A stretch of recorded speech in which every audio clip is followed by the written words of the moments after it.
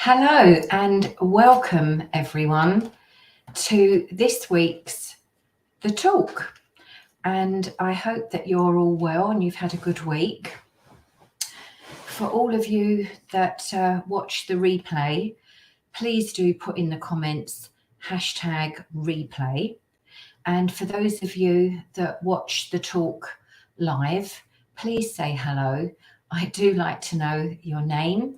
And if you haven't given StreamYard permission, please do, or just put your comment and add your name so I know who's joined me today. And today is a really mega day because we have a solar eclipse.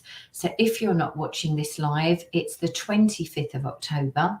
It's actually my youngest son's birthday today, and we have a solar eclipse.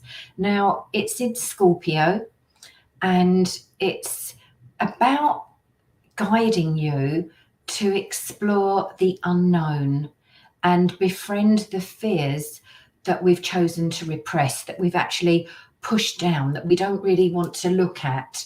But this solar eclipse is encouraging us to actually befriend them. And I know it's not easy to do because it's what scares you the most. But looking fear right in the eye can also be wildly empowering. So an eclipse doesn't have to be a traumatic experience. In fact, it can lead to something as simple as learning how to trust and letting go of doubt. Some of you could feel compelled to embrace deep introspection and come away from it prepared to break away from a toxic habit that may bring out the worst in you, or something powerful is being illuminated and you're getting to the root of the problem. And that's what I'm all about. I'm all about getting to the root of the problem. So today I'm going to share with you some tips for getting over a relationship.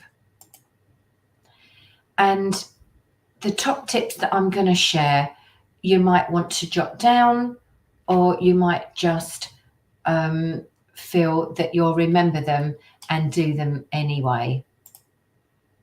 Number one is recognize what wasn't working for you in your previous relationship or previous relationships. There might be more than one that you might want to have a look at. What wasn't working for you in each one? Was it the similar pattern, or was it something completely different in each one? And are you spending a lot of time thinking about all the ways you messed up in your relationship with your ex, but all the ways he was great? Do you keep going over in your mind an argument, wondering if things would have been better if you said or did something different from the beginning with him? You feeling guilty or bad that things didn't work out? Do you daydream about all the ways he was special and how you'll never find anyone who understands you quite the same way that he did? Maybe you can share if any of that resonated with you in the comments. And romanticizing or replaying the past is a pretty common thing that many people do when they break up. And even me, I did it when I first broke up. So it's 100% sure to only make you feel more awful, not to mention that it keeps you from focusing on what's most important to you right now. And that is learning how to get what you want and how to have the kind of relationship that you deserve in the future. And when you focus on your ex too much and you spend your time pining away for a relationship, you miss out on a very important lesson. You stop seeing all the ways that relationship made life a roller coaster for you. You don't realize all the ways he wasn't right for you or made you feel less than your true self. You don't learn what it is you really want and need from a relationship in order to be fulfilled. Let's face it, you were let down some very negative emotional paths by the person, weren't you? So again, let me know in the comments if making this big mistake of focusing on your ex is something that you're doing. And it's time to take off the rose-tinted glasses, thinking only of the good times and how much you miss them. Consider all the things he did and said that made you feel insecure, anxious, or frustrated, feelings that one way or another probably contributed to the end of the relationship. So the question is, what can you learn about yourself, love, and men from the things that drove you two apart, so that you're sure to have a more intimate, loving, and evolved relationship next time round? And again, if you wish to share in the comments, please do. The second thing is to stop losing yourself in your relationships. And what do I mean by that? You probably gave up a lot to be with your ex. You gave up your time with your friends and family. You gave up doing things you used to love doing, things like reading, exercising, going on spa weekends with your friends, maybe seeing a ballet, opera, visiting art galleries, whatever it is for you. You gave it up in order to spend time with him. You gave it up to make him feel comfortable. You gave things up because the relationship seemed important and you wanted it to work. So maybe you want to share in the comments, what did you give up? So stay emotionally attached to them because you feel that you can't get over them easily since you gave up so much. I get it. You might feel too depressed to go out with your friends or get back to the things that used to make you feel alive and happy. Then guess what you're doing? Yeah, that's right.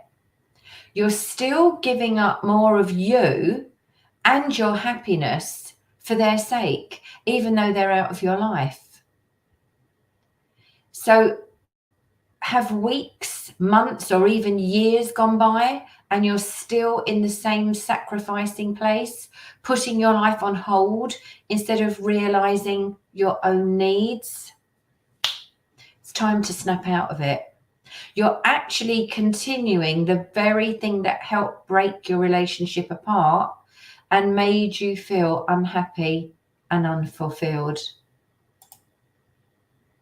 The third thing that I suggest is to be ready for love when it finds you. When you end a relationship that felt like it had a lot of promise and connection, it's hard to believe you'll ever find love again, at least in quite the same way. You might even vow not to date again for a long time because you just don't want to get hurt again. I get that.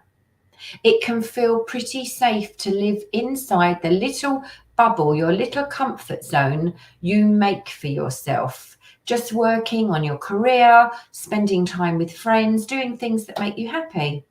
What do you need a man for anyway, you might think?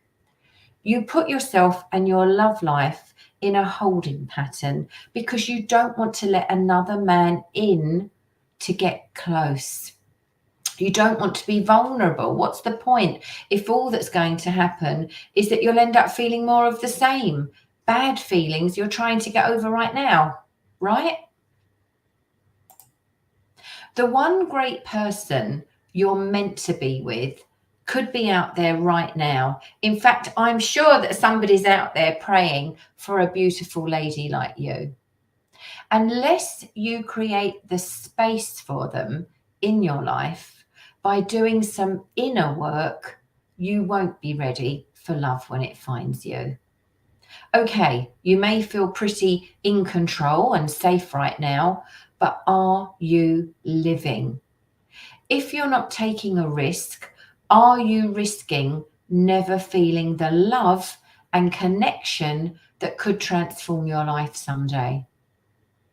Or nod your head right now if you even feel a glimmer of truth in what I'm saying. And here's another common thing that I hear from people who aren't ready to date again. There's no good men out there for me anyway. The ones I'm attracted to aren't attracted to me, or they're taken. I can see how you may feel that way if you're not sure how you're going to attract the right person. Plus, your recent experience with men has been, well, less than great. Here's the truth about attraction. It's not about being a great beauty or about seducing a man into having feelings for you. Actually, it's about something deeper and more long lasting.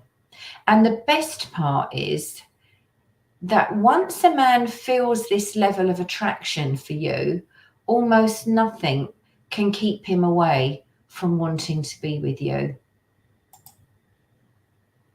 So, are you solo after a breakup? Or perhaps you feel frustrated about the state of your relationship, but you want to avoid separation and/or divorce.